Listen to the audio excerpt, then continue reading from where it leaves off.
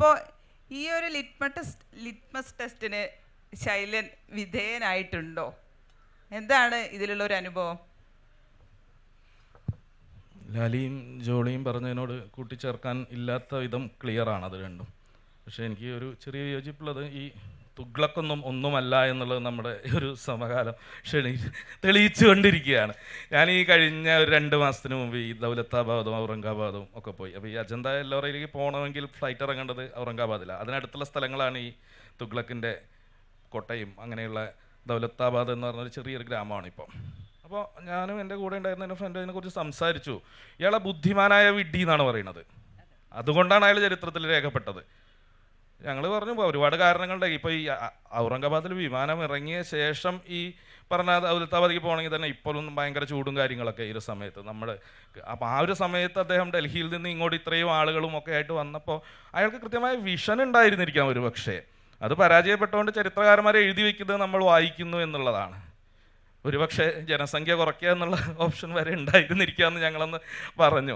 അപ്പോൾ പറഞ്ഞു വന്നത് നമ്മുടെ ഈ ഒരു തലതിരിച്ചിലിനെ കുറിച്ച് പറഞ്ഞാൽ എവിടെയും എത്തിയില്ല. ഒരാളുടെ തലതിരിയലല്ല മറ്റൊരാളുടെ തലതിരിയൽ. ഇപ്പോൾ ഈ ലാലി പറഞ്ഞ പോലെ ഈ ഭാരതീയ ന്യായശാസ്ത്രം എന്താ അതിൽ ഇങ്ങനെ ഈ ഒരു ഞാനും ലാലി ഇപ്പോൾ ഒരു കാറിലാണ് ഇവിടുന്ന് ഇങ്ങോട്ട് വന്നത്. ആ സമയത്ത് അവൾ ഡൈവേഴ്സ് ചെയ്ത ആളായതുകൊണ്ട് കുഴപ്പമില്ല, അല്ലെങ്കിൽ അപ്പം തന്നെ ഭർത്താവിനെ വിവരം അറിയിച്ച് ശിക്ഷാ നടപടി വാങ്ങിച്ചു കൊടുക്കുന്ന ഒരു പദ്ധതിയാണ് രൂപീകരിച്ച് വരുന്നത് എന്നുള്ളതാണ് മനസ്സിലായി വരുന്നത്. അപ്പോൾ അത് ഈ ഫ്രെയിമുള്ള ആൾക്കാർക്ക് ഭയങ്കര ബുദ്ധിമുട്ടായിരിക്കും. എന്നെ ലിറ്റ്മസ് ടെസ്റ്റിന് സ്വാഭാവികമായിട്ടും മറ്റൊരു മനുഷ്യൻ തന്നെയാണല്ലോ ഞാൻ ഈ സമൂഹത്തിലുള്ള വിധേയമാക്കിക്കൊണ്ടിരിക്കുന്നുണ്ടായിരിക്കും. പിന്നെ പല ആൾക്കാർക്ക് പല ലിറ്റ്മസാണ് ഉപയോഗിക്കുന്നതെന്നാണ് എനിക്ക് തോന്നുന്നത്. അതിൻ്റെതായ ഗുണഫലങ്ങൾ ഉണ്ടായിരിക്കാം. കുടുംബം എന്നുള്ള പ്രസ്ഥാനം വളരെ നല്ലൊരു പ്രസ്ഥാനമാണെന്നുള്ളത് നമുക്ക് അറിയാവുന്ന ഒരു കാര്യമാണ് അല്ലേ. വളരെ മനോഹരമായിട്ട് കൂടുമ്പോൾ ഇമ്പമുള്ളത് എന്നൊക്കെ പറയുന്നത്. അപ്പം ഞാനിങ്ങനെ പലപ്പോഴും ചിന്തിക്കാറുണ്ട്, ഈ 2 വ്യത്യസ്ത സ്ഥലങ്ങളിൽ നിന്നും സംസ്കാരങ്ങളിൽ നിന്ന് തന്നെ പറയാം, അല്ലെങ്കിൽ 2 വ്യക്തികൾ 2 സ്ഥലത്ത് നിന്ന് വന്ന് പെട്ടെന്നൊരു ദിവസം ഒരു വീട്ടിലോ അല്ലെങ്കിൽ റൂമിലൊക്കെ താമസിക്കാൻ തുടങ്ങുമ്പോൾ അത് വിജയിക്കുന്നുണ്ടെങ്കിൽ അത് ലോകത്തിലെ ഈ 8ാമത്തെ മഹാത്ഭുതമായിട്ട് തന്നെ പ്രഖ്യാപിക്കാവുന്ന ഒരു സംഗതിയായിട്ട് എനിക്ക് പലപ്പോഴും തോന്നിയിട്ടുണ്ട്. ഇങ്ങനെ എത്രയോ കൊല്ലങ്ങളൊക്കെ ആയിട്ട് ഒപ്പം ജീവിക്കുന്ന ആളുകളൊക്കെ ഞാൻ ഭയങ്കര ബഹുമാനത്തോടു കൂടി നോക്കാറുണ്ട്. അപ്പോൾ ഞാനും ഒരു കല്യാണം കഴിച്ച മനുഷ്യൻ തന്നെയാണ്. എന്നോട് അഖില നേരത്തെ ചോദിച്ചു, നിങ്ങൾക്ക് ഇതൊന്നും ഇല്ലല്ലോ അല്ലേ? നല്ല സത്യം, ഞാൻ വിവാഹമൊക്കെ കഴിച്ച് ഡൈവേഴ്സ് ഒന്നും ചെയ്യാത്ത ഒരു മനുഷ്യനാണ്.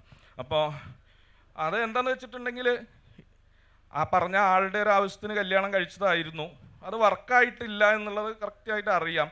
അപ്പം നമ്മൾ ഈ ജീവിതത്തിൽ നിന്ന് നെഗറ്റിവിറ്റികൾ ഒഴിവാക്കുക എന്നുള്ളതാണ്. അപ്പോൾ മാക്സിമം എന്താണ്, നമ്മൾ അതിനോട് ഡിറ്റാച്ച്ഡ് ആയിട്ട് അത് ഉൾക്കൊള്ളാൻ കഴിയുന്ന ആളുകളാണെങ്കിൽ കുഴപ്പമില്ല. 2 വ്യക്തികൾ തന്നെയാണ് ഇപ്പോഴും. എത്ര കാലം ഒപ്പം ജീവിച്ചാലും ഈ കൂടി ഇമ്പം ഉണ്ടാക്കി കഴിഞ്ഞാലും 2 വ്യക്തികൾ തന്നെ ആവുമെന്നാണ് ഞാൻ മനസ്സിലാക്കുന്നത്. അപ്പോൾ അത് ലിറ്റ്മസും പേടിച്ചിരുന്ന് കഴിഞ്ഞിട്ടുണ്ടെങ്കിൽ നമ്മുടെ ജീവിതം പാഴായി പോവും. വളരെ കുറച്ച് കാലമാണ്. എൻ്റെ കൂടെ ജീവിച്ച് കളിച്ച് ചിരിച്ച് നടന്നിരുന്ന എത്രയോ ആളുകൾ ഈ ഒരു കഴിഞ്ഞ 4 വർഷത്തിനിടയിൽ കോവിഡിൻ്റെ ആഫ്റ്റർ എഫക്റ്റൊക്കെ പറയുന്നുണ്ട്. ഇന്ന് കണ്ടാൽ നാളെ ഉണ്ടോ എന്നുള്ളത് അറിയില്ല. ഇവിടെ ഇരിക്കുന്നവർ എല്ലാവരും അങ്ങനെ തന്നെയാണ് അവസ്ഥ. അതിനിടയിൽ നമ്മൾ ലിറ്റ്മസ് നോക്കി ഇരുന്നിട്ടുണ്ടെങ്കിൽ നമ്മുടെ ജീവിതം പാഴായി പോവുകയാണ്. അപ്പോൾ വ്യക്തി എന്നുള്ള രീതിയിൽ കുറച്ചും കൂടെ കംഫർട്ടായിട്ട് ജീവിക്കണം എന്നുള്ളത് കൊണ്ട് ഞാൻ ഈ ലിറ്റ്മസിനെ നോക്കാറില്ല.